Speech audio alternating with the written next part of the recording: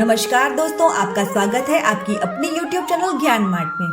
दोस्तों, हम सभी चाहते हैं कि माँ लक्ष्मी हमारे घर में प्रवेश करें और स्थायी रूप से हमारे घर में रहें। इसीलिए हम नित्य उनकी पूजा भी करते हैं और अर्चना भी करते हैं। लेकिन दोस्तों, क्या आप जानते हैं कि लक्ष्मी जी की जुड़वा बहन, जिसे हम अलक्ष्मी के रूप से जानते हैं, उनका वास कहाँ कहाँ होता है? तो दोस्तों, शास्त्रों के अनुसार अलक्ष्मी का निवास गणेश जी की पीठ के पीछे होता है। इसलिए उनकी फोटो को इस तरह लगाना चाहिए कि उनकी पीठ जिस तरफ हो वो जगह हमारी काम की ना हो। वैष्णव साहित्य के अनुसार हलाहल जहर को अलक्ष्मी से जोड़ा गया है, जो दुर्भाग्य और दरिद्रता की देवी है और लक्ष्मी जी की जुड़वा बहन है। समुद्र मंथन के समय दोनों एक साथ प्रकट हुई थी। दोनों जहाँ भी जाती है साथ साथ जाती हैं। माँ लक्ष्मी धन, ऐश्वर्य, सुख, समृद्धि की देवी है और अलक्ष्मी दरिद्रता, चरित्रहीनता, दुर्भाग्य और दुख की देवी है। दोस्तों, कभी कभी जीवन में ऐसे हालात आ जाते हैं कि व्यक्ति को दुर्भाग्यपूर्ण स्थिति का सामना करना पड़ता है। व्यक्ति की किस्मत उससे रूठ जाती है। व्यक्ति को ऐश्वर्य, मान सम्मान, प्रतिष्ठा और संपन्नता की समाप्ति हो जाती है। सीधे शब्दों में कहूँ तो लक्ष्मी जी रूठ जाती है, क्योंकि उनके ऊपर उनकी बहन अलक्ष्मी हावी हो जाती है। लक्ष्मी जी हर किसी को मीठा एहसास करवाती है, इसलिए इनका संबंध मिष्ठान से है और उनकी बहन अलक्ष्मी का संबंध खट्टा और तीखा, कड़वा आदि से है। इसीलिए शुभ अवसरों पर मिठाई खाकर मुंह मीठा किया जाता है और घर को बुरी नजर और दरिद्रता से बचाने के लिए घर के बाहर नींबू और मिर्ची टांग दी जाती है। लक्ष्मी जी मिठाई घर के अंदर जाकर खाती है और अलक्ष्मी जी घर के बाहर नींबू और मिर्च खाकर संतुष्ट होकर चली जाती है। हमको दोनों बहनों को खुश रखना चाहिए, लेकिन इस तरह की दोनों नाराज ना हो, दोनों ही खुश रहे। दोस्तों, अलक्ष्मी जी की कथा अनुसार वह कहती है कि मैं वहाँ जाती हूँ जहाँ लोग गंदे रहते हैं, गंदे ही वस्त्र धारण करते हैं, दिन रात कलह बनी रहती है और लोग अधर्म और गलत काम करते हैं।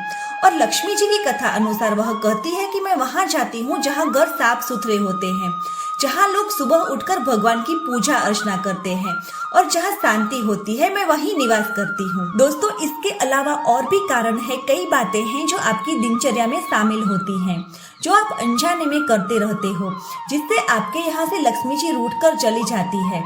तो आइए जानते हैं यह बातें कौन सी हैं। वीडियो में आगे बढ़ने से पहले आपसे रिक्वेस्ट करती हूँ कि अगर आप अपने जीवन में कुछ नया सीखना चाहते हैं तो इस चैनल को जरूर सब्सक्राइब करें। जिसमें पहली बात है कि घर में महिलाएं जब रोटी बनाती हैं तो रोटी बेलने के लिए सूखा आटा कम लेना चाहिए।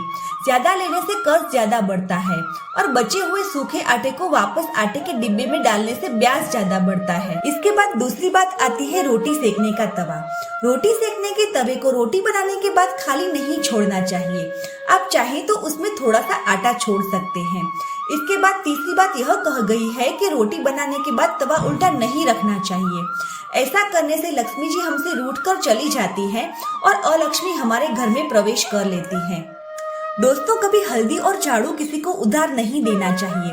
इसके अलावा दही बनाने का जामुन किसी को नहीं देना चाहिए और खासकर मंगलवार, गुरुवार और शनिवार को जामुन किसी को बिल्कुल ही नहीं देना चाहिए। दोस्तों, हमारे घर में कभी चांदी की चीजें पुरानी हो जाती हैं तो हम उन्हें बेच देते हैं या किसी और को गिफ्ट कर देते हैं। तो यह बात जान लीजिए कि कभी चांदी बेचनी नहीं चाहिए और गिफ्ट करना नहीं चाहिए। जब भी चांदी बेचे तो उसके बदले नई चांदी लेनी चाहिए। चांदी गिफ्ट करने से बचे। कहते हैं कि ऐसा करने से घर की चांदनी यानी कि घर की खुशियों को नजर लग जाती है और खुशियां हमसे रूठकर चली जाती हैं। कभी कभी घर में महिलाएं रात को जूठे बर्तन रखकर ही सो जाती हैं। रात में जूठे बर्तन रसोई में कभी भी ना छोड़ें, इससे लक्ष्मी जी हमसे रूठकर चली जाती हैं। दोस्तों, सामान्यतः हम बाथरूम में नहाने के बाद बाल्टी को खाली ही छोड़ देते हैं। बाथरूम में खाली बाल्टी ना रखें, या तो उसे उल्टा करके रखें या कुछ डालकर रखें, क्योंकि सुबह उठने के बाद आप जब बाथरूम का यूज करते हैं तो खाली बाल्टी देखकर पूरा दिन खाली जाता है, कोई काम धंधा नहीं होता है। घर में से कोई भी व्यक्ति किसी महत्व के काम से बाहर जा रहा हो तो काम से बाहर जाने पर जहां तक संभव हो मासिक धर्म वाली औरतें उनके सामने ना आए, क्योंकि ऐसा होने से बना हुआ काम बिगड़ जाता है। कभी भी खाली थाली या खाली बर्तन चूल्हे पर ना रखें, ऐसा करने से भी धन की हानि होती है।